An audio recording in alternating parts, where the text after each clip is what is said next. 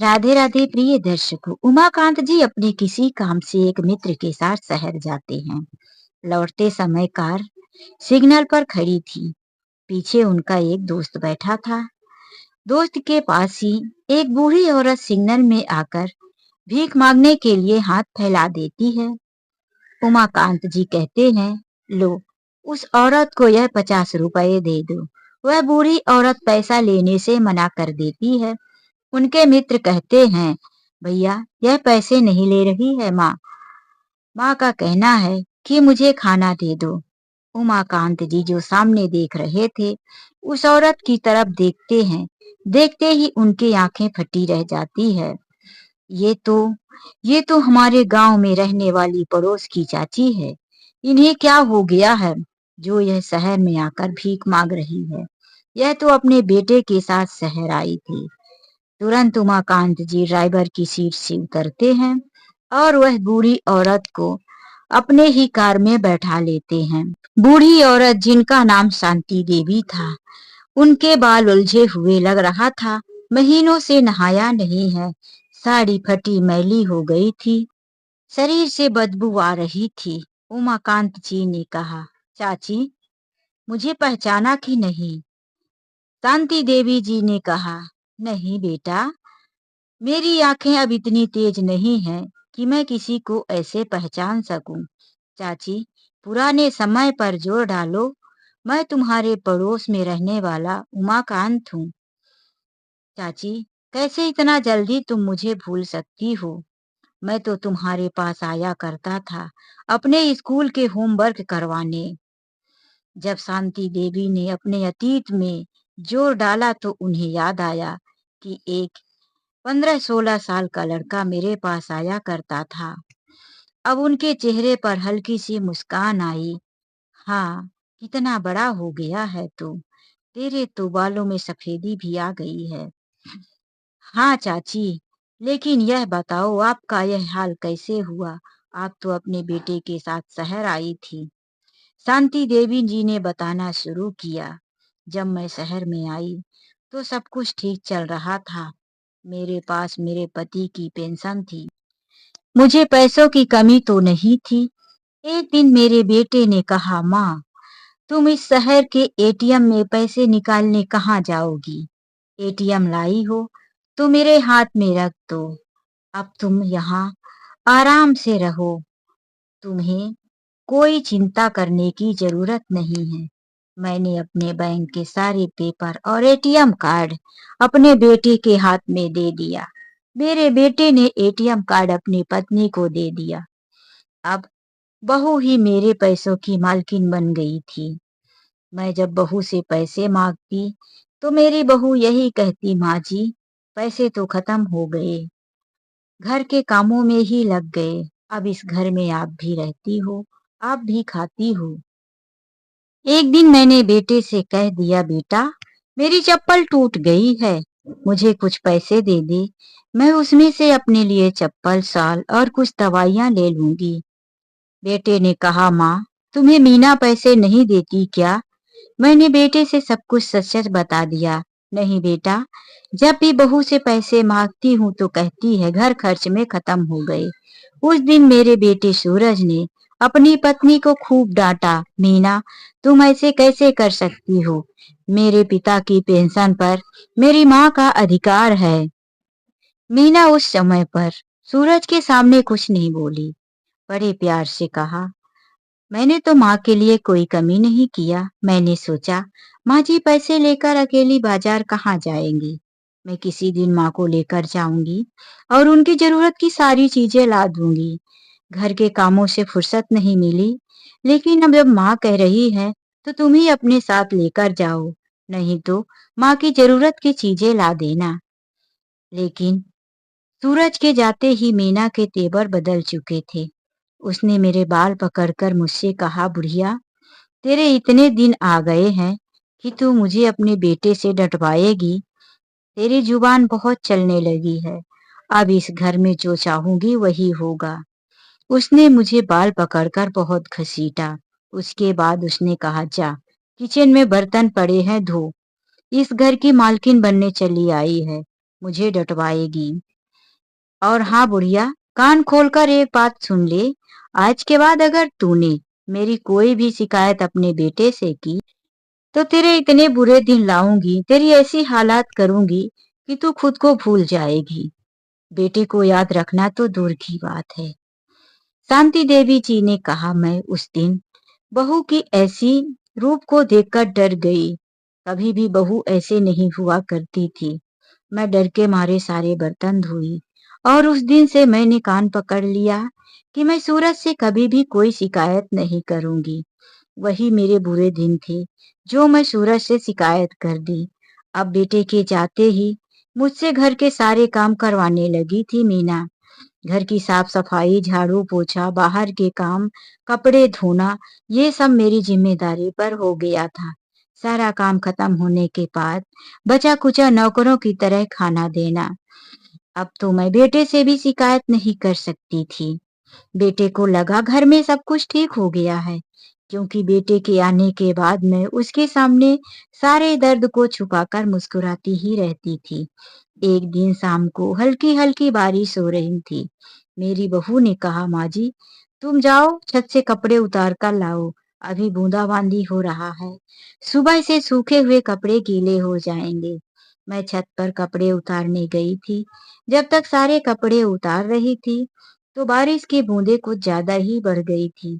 सीढ़ियां गीली हो गई थी। मेरे हाथ में वजनदार कपड़ा था। कपड़े को लेकर मैं नीचे 4-5 सीढ़ियों से फिसल गई। मेरी कमर और घुटने में काफी चोट आया। मैं गिरते ही अधबेहोशी की हालत में हो गई। मेरे मुंह से जोरदार की चीख निकल गई। बहू आई, मुझे एक लात मारते हुए कहती है, बुढ़िया अभी भी तेरी सांसें चल रही है, तू मरी नहीं। लेकिन सुबह के धोए हुए सारे कपड़े गंदे कर दी। तुझसे काम नहीं होता तो तू यहाँ शहर रहने क्या आई है? मेरे ऊपर बोझ बनने आई है? अपने बेटे से शिकायत करने आई है? उसने कपड़े उठा लिया और मुझे हाथ भी नहीं लगाया कि माँ जी तुमको कहाँ चोट लगी है, उठो बैठ जाओ। उसने छुआ तक नहीं। और सूरज को फोन लगा दिया, सूरज जल्दी से घर आओ, तुम्हारी माँ सीढ़ियों से गिर गई है। सूरज मेरे गिरने की बात सुनकर जल्दी ही घर पहुंच जाता है। उसके आते ही मीना के जो हाव भाव थे बदल जाते हैं।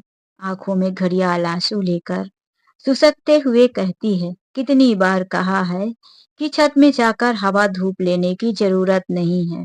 घर के पीछे भी तो हवा और अच्छी धूप आती है। माँ जी छत पर डूबते हुए सूरज की हल्की हल्की धूप लेने गई थी। तब बारिश शुरू हो गई। उनके उतरते उतरते सीढ़ियां गीली हो गई और वह फिसल कर गिर गई। सूरज ने कहा, माँ तुम अपना ध्यान नहीं रखती। उसने जल्दी से हॉस्पिटल ले गया। वहां पर माँ की रिपोर्ट निकाली गई, दवाइयां दी गई। डॉक्टर ने कहा कुछ दिनों तक शांति देवी जी खुद पैरों पर चल फिर नहीं पाएंगी। और हुआ ही ऐसा।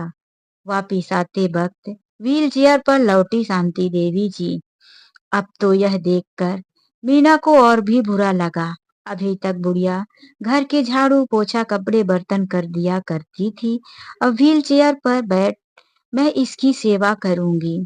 वह बहुत चिढ़ती थी। कभी बासी रोटी थोड़ी सी चाय लाकर पकड़ा देती तो कभी दिन दिन भर खाना नहीं देती थी। शांति देवी जी भूख से भी तड़पती रहती। शरीर में दर्द काफी, दवाइयां भी नहीं देती थी मीना। एक दिन बड़े प्यार से मीना ने कहा, माँ जी तुमको डॉक्टर ने कहा है कि खुली हवा में ले जाया करो। तुम तो घर पर ही रहती हो, चलो आज मेरे पास टाइम है, तो मैं खुली हवा में किसी गार्डन में लेकर चलती हूँ। मीना मेरा व्हील चेयर पकड़कर एक गार्डन में लेकर आती है। गार्डन घर से काफी दूर था, क्योंकि आने में 1.5 घंटे लग गया था। मीना ने कहा, माँ जी मैं तो पानी का बॉटल लाना भूल गई हूँ। इसी गार्डन में थोड़ी देर तक ठहरो, मैं बाहर से किसी दुकान से एक बोतल पानी लेकर आती हूँ। तुम्हारी व्हील चेयर को खींच खींच कर मुझे प्यास लग गई है। प्यास मुझे भी लग गई थी, तो मैंने कहा, हाँ बहू जल्दी लौटना। मैं यहाँ अजनबियों के बीच में घबराहट महसूस कर रही हूँ।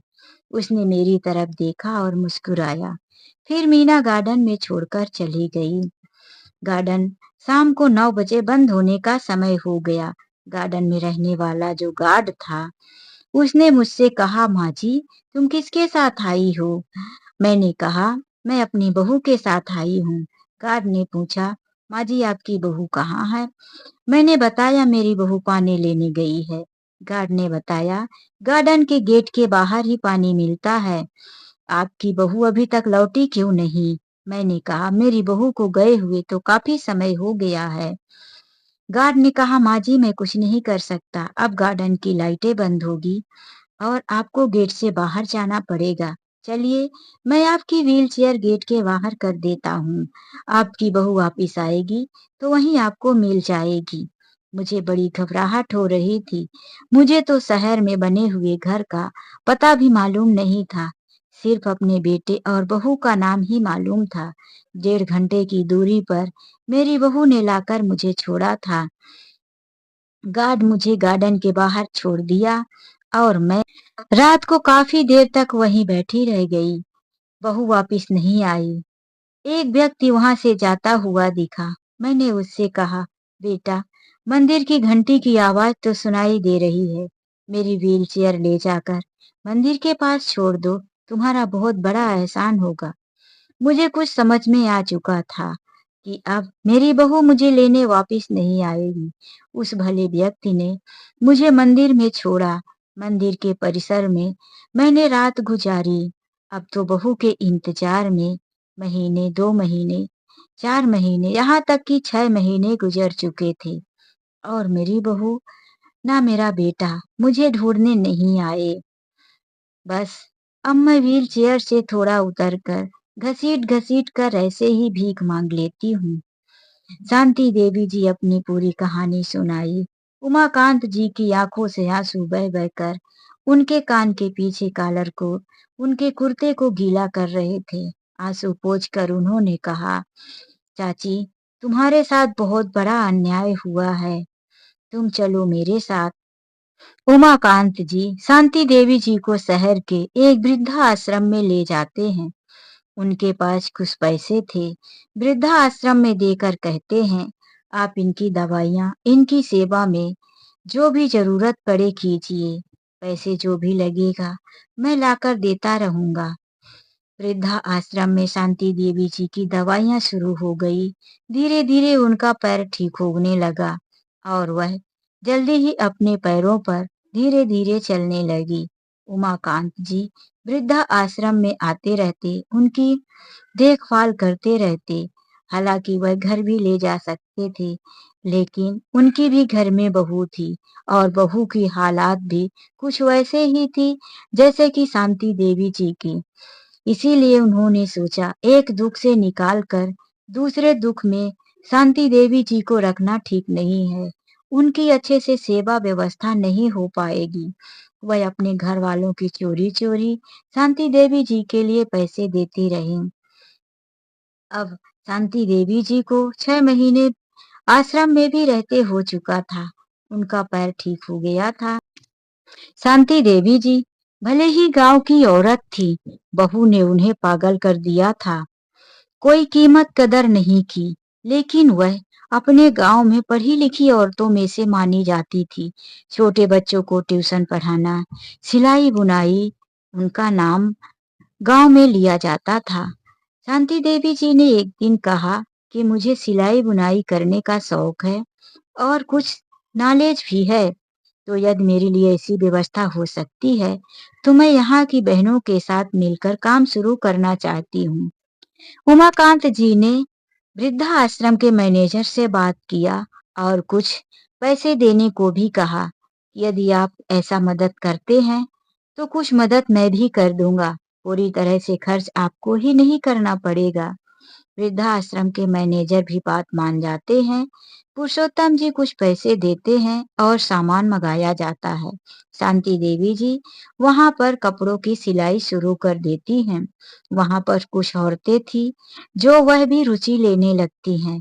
धीरे धीरे शांति देवी जी ने इतना अच्छा काम करना शुरू कर दिया कि एक दिन कपड़े के गारमेंट से शांति देवी जी को मैक्सी बनाने का टेंडर मिलता है।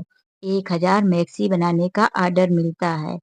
शांति देवी जी बहुत अच्छी मैक्सी 1000 बनवाती हैं अपनी वहाँ की सहेलियों के साथ मिलकर। उसमें से मैनेजर को भी बहुत फायदा होता है। अब शांति देवी जी आए दिन अलग-अलग कारखानों से ऑर्डर लेने लगी थी और वहीं पर कई औरतों के साथ मिलकर काम करवाती थी। यहाँ तक कि शांति देवी जी के पास वृद्धा आश्रम में काम करने के लिए कई जवान-जवान लड़कियां भी आती थी। उनके काम करने का उन्हें उनका पैसा दिया जाता था। अब शांति देवी जी की वजह से वृद्धा आश्रम को भी फायदा होता था और शांति देवी जी ने अपने लिए कुछ नहीं, बस मुझे कुछ नहीं चाहिए। वृद्धा आश्रम में रहने वाली औरतों का भी मन लग गया था। काम करने पर समय अच्छे से व्यतीत होने लगा था। अब वहीं अंदर ही एक 20-25 सिलाई मशीनों की कारखाने तैयार हो चुके थे। आए दिन यदि लड़कियां आती तो मशीनें और भी मंगवाया जाता था। धीरे धीरे एक बड़ा सा कारखाना तैयार हो गया था और उसकी मालकिन थी शांति देवी जी। एक दिन उसी वृद्धा आश्रम में शांति देवी जी के स्वागत के लिए समारोह रखा गया था। औरतों को उनसे कुछ शिक्षा इसीलिए उनसे स्वागत समारोह के लिए निवेदन किया गया था। शांति देवी जी स्टेज पर खड़ी थी और अपने जीवन की बीती हुई कुछ बातें बता रही थी। वहां पर वृद्धा आश्रम के सभी लोग तालियां बजाए। बाहर से आए हुए लोग उनके बारे में सुनकर उनकी आंखों में आंसू आ गए, लेकिन उनके मनोबल के बारे में जानकर उन्हें खुशी भी हुई। शांति देवी जी की माला पहने हुए अखबार में फोटो छपी। जब सुबह सूरज चाय पी रहा था, अखबार में अपनी माँ की फोटो देखकर चौंक गया। मीना, मेरी आंखें धोखा नहीं खा रही है, यह माँ ही है। देखो, माँ तो स्टेज पर खड़ी है। माँ के गले में कई मालाएं हैं। माँ का स्वागत किया गया है। माँ अभी जिंदा है। सूरज की आंखें चमक गई। उसने चाय छोड़ा, पेपर उठाया और दरवाजे के बाहर निकल गया। वह कई जगह पता लगाने लगा। उस पेपर पर फोटोग्राफर का नंबर और नाम लिखा था। उसने तुरंत फोटोग्राफर को फोन कर दिया। यह किस वृद्धा आश्रम की फोटो है भैया? वह फोटोग्राफर के स्टूडियो में जाकर पूछा। स्टूडियो वाले ने सारा पता बताया। वह तुरंत उसी वृद्धा आश्रम में पहुंच गया। वहां पर उसने कहा, मुझे शांति देवी जी से मिलना है, जिनका कल स्वागत हुआ था। उसने पेपर दिखाया। मैनेजर ने कहा, मैं पूछकर बताता हूँ। अभी तक तो उनसे सिर्फ एक ही व्यक्ति मिलने आया करते थे। आप कौन हो? सूरज ने कहा, मैं उनका बेटा हूँ। मैनेजर ने कहा, इतने दिन कहाँ थे? मुझे पता नहीं था कि मेरी माँ इस वृद्धा आश्रम में है। मैनेजर ने कहा, कैसे कैसे औलाद होती है, और शांति देवी जी को बुलवाया। शांति देवी जी के सामने उनका बेटा सूरज खड़ा था। शांति देवी जी ने कहा, मुझे किसी से नहीं मिलना। मर गई तुम्हारी माँ तुम्हारे लिए। इतने दिन तक तुमने मेरी ना खोज की ना खबर। सूरज ने कहा, माँ मुझे कुछ पता नहीं था। तुम बताओ तुम्हारे साथ क्या हुआ? तुम वृद्धा आश्रम कैसे पहुंच गई? शांति देवी जी ने कहा, मुझसे बेहतर तुम अपनी पत्नी से पूछो। सूरज अपनी माँ के पैर पकड़ लिया और कहने लगा, माँ जिस दिन तुम गायब हुई हो, उसी दिन शाम को मैंने मीना से कहा, माँ दिखाई नहीं देती कहाँ है? मीना ने कहा, मैं बाजार सब्जियां लेने गई थी और जब वापिस आई तो व्हील चेयर के साथ माँ गायब। मैंने सोचा माँ ने अपने हाथ से व्हील चेयर सरकाकर आस पड़ोस में जाकर मन बहला रही होगी, लेकिन काफी देर तक माँ नहीं आई। मैंने सोचा रात को आएगी, तुम्हें फोन करके परेशान क्यों करूं? रात को आएगी, तुम भी आओगे, पता ही चल जाएगा। मैं माँ का इंतजार ही कर रही थी कि तुम आ गए। अब खुद ही अपनी माँ का पता लगा लो। मुझे तुम्हारी माँ के बारे में कुछ नहीं पता। मैंने गांव में भी कई जगह पर फोन लगाया, पड़ोसियों के घर ढूंढा, लेकिन तुम मुझे कहीं नहीं मिली। आसपास के मंदिर में गया, तुम मुझे कहीं नहीं मिली। किसी ने तुम्हारा पता नहीं बताया। माँ, मैं तुमको ढूंढने के लिए काफी परेशान रहा। कई दिनों तक मैं रोता रहा, लेकिन मैं तुम्हें नहीं ढूंढ पाया। कल जब अखबार में तुम्हारी फोटो देखा, तब मुझे पता चला कि मेरी माँ इस जगह है। नहीं तो मैं सोच रहा था कि शायद माँ अपने दुखों से परेशान होकर कुछ कर लिया होगा और मैं अनाथ हो गया। पिता तो पहले ही छोड़कर चले गए थे, माँ भी मुझे छोड़कर चली गई। शांति देवी ने बेटे को उठाया और अपने ऊपर बीती हुई बात बताई। बेटा, तुम्हारी पत्नी ने मुझे आसपास छोड़ा ही कहाँ था। वह मुझे घर से 1.5-2 किलोमीटर की दूरी पर ले जाकर एक गार्डन में छोड़ दिया। रात को उस गार्डन के गार्ड ने मुझे गेट से बाहर निकाल दिया। एक व्यक्ति ने मुझे मंदिर में छोड़ा। कई दिनों तक मंदिर में मैं पड़ी रही।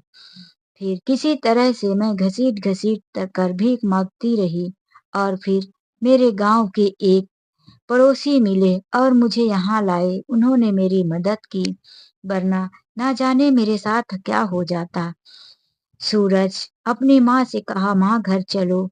शांति देवी जी ने कहा, नहीं बेटा, अब यही मेरा घर है। यहाँ मुझे वह सब कुछ मिला जो तुम नहीं दे पाए। मेरी दवाइयाँ हुई। मेरे लिए यहाँ अब वो सब कुछ है जो मुझे चाहिए। मैं अब घर नहीं लौट सकती। सूरज ने कहा, माँ, कुछ दिनों के लिए चलो, मत रुकना, वापिस आ जाना। लेकिन तुम्हारे ऊपर जो अत्याचार हुआ है, उसका तो इंसाफ होना चाहिए। शांति देवी जी ने बहुत मना किया, लेकिन सूरज ने अपनी कसम दे दी, माँ तुम नहीं जाओगी तो मैं भी तुम्हारे साथ यहीं रहूंगा। जबरदस्ती करके सूरज माँ को उस दिन घर ले गया। अपने पैरों पर कार से उतर कर चलती हुई देख मीना की तो आंखें फटी रह गई। मन में सोचा, अरे मैंने तो सोचा था कि यह बुढ़िया कहीं मर गई होगी, लेकिन यह तो अच्छी खासी भली पैरों में चलकर वापिस आ गई है। अब मेरा क्या होगा? इसने कहीं सब कुछ सूरज को बता तो नहीं दिया?